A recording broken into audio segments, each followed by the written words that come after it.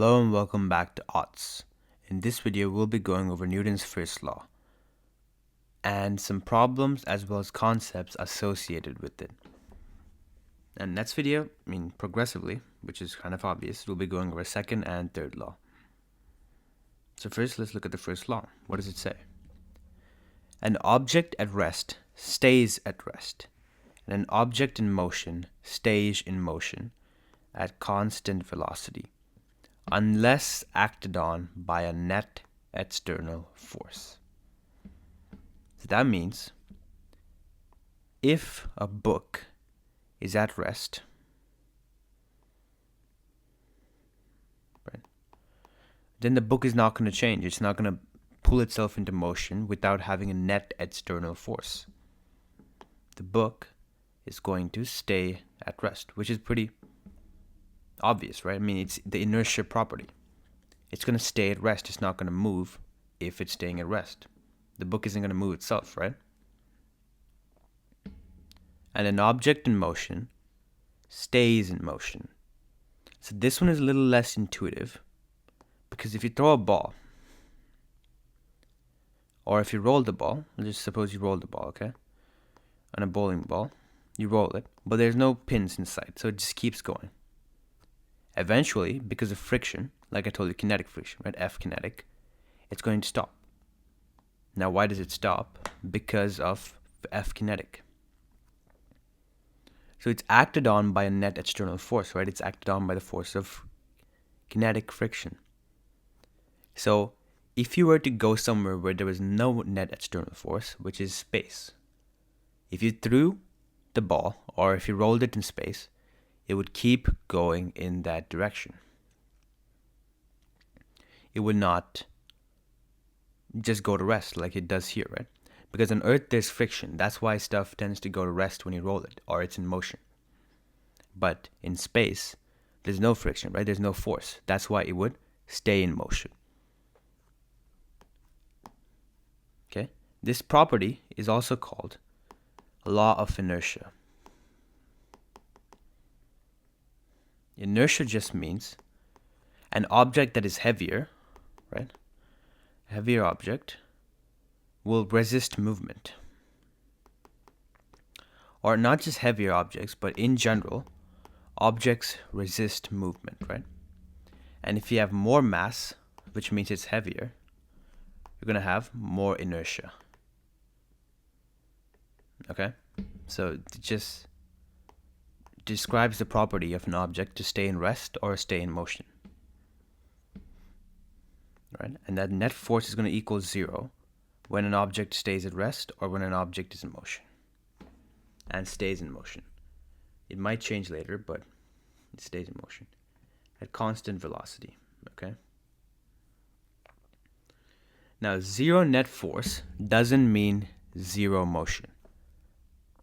This is explained more by the second law, which is net force is equal to ma. If your acceleration is 0, which is the only case this would be 0, right? Because, of course, you could have a 0 gram mass, but that's really just nothing. So you're always going to have a mass. And if your acceleration is 0, then the net force turns out to be 0. But an acceleration of 0 doesn't mean the velocity is 0 as well, right? It could mean that, but it could mean the velocity is not changing. It's staying the same, right?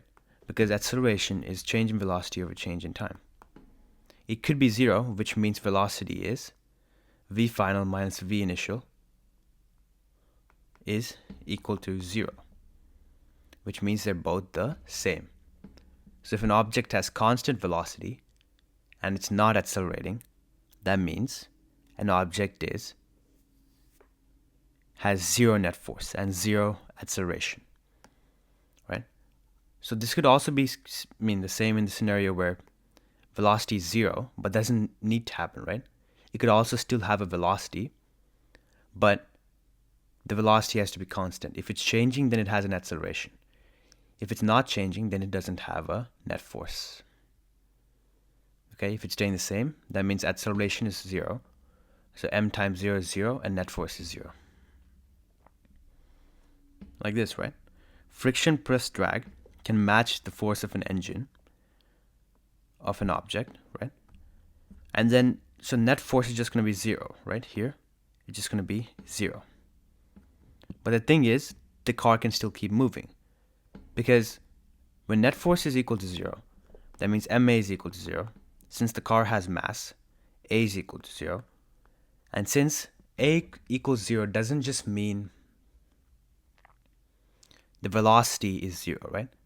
It can also mean that the velocity is not changing. It's just staying the same.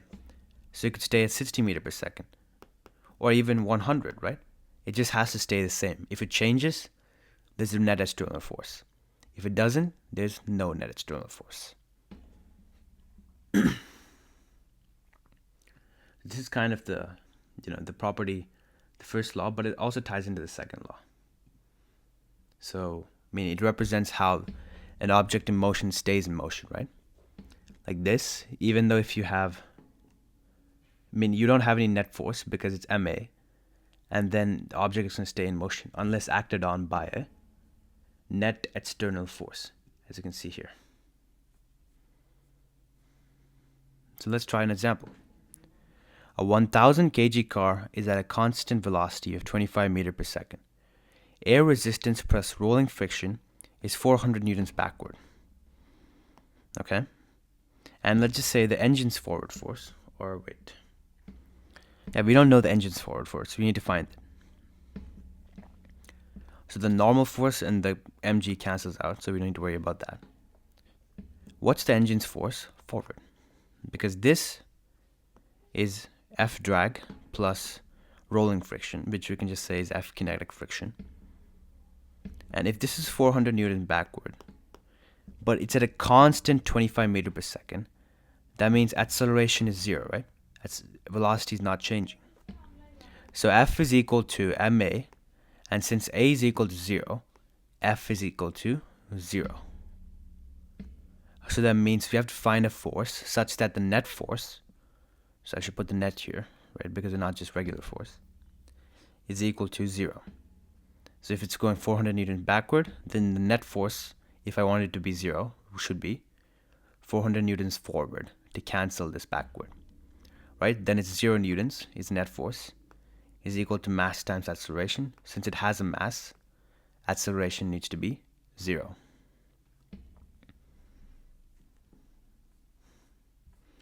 So let's try some more practice, right? As always, more comprehensive problems on otslearning.com. But for now, let's just make sure you understand the concept. List all forces on a motionless book and state why net force is equal to 0. Okay, so let me draw a good book here.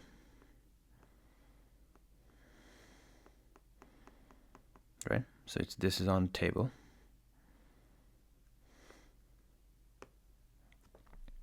And this book here. So first of all, mg is going to act on it downward, and normal is going to keep it balanced, right? Then what else is going to act on the book?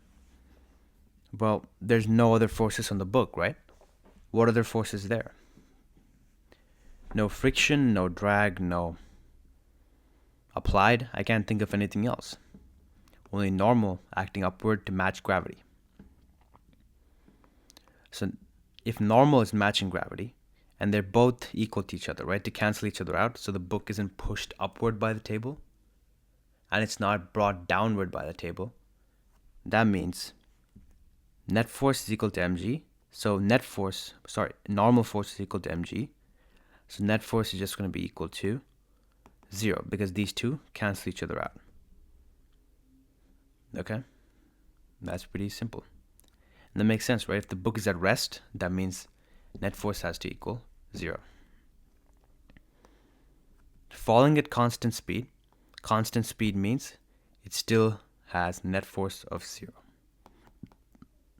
Because force is equal to ma, net force is equal to ma. If acceleration is 0, that means net force has to be 0. You can have a constant speed, which means it doesn't need to change its speed, but acceleration would still be 0, right? So it could still be moving, but if its acceleration is 0, it has no net force. So think about a space football, if this is making a little bit less sense to you. If you throw the football in space, it's going to keep that same velocity and keep going forward, right? It's not going to change. Objects in motion stay in motion. So if it keeps that same velocity, that means it has zero acceleration, right? Because it's not changing its velocity. And you know that it's not having a net force as well. So if it doesn't have any net force, but it still has a mass, that means it doesn't have acceleration. Because there's no force acting on it from outer space, right? So falling at constant speed, explain in terms of forces why this is possible despite motion. So I just did, right? If he's falling like this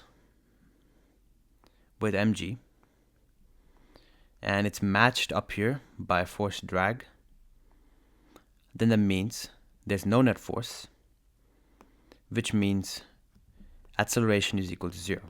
But he could still have a speed, right? The speed just has to not change. Then acceleration can still be equal to 0, and the net force can still be equal to 0. All right, so let's move on to the next one then.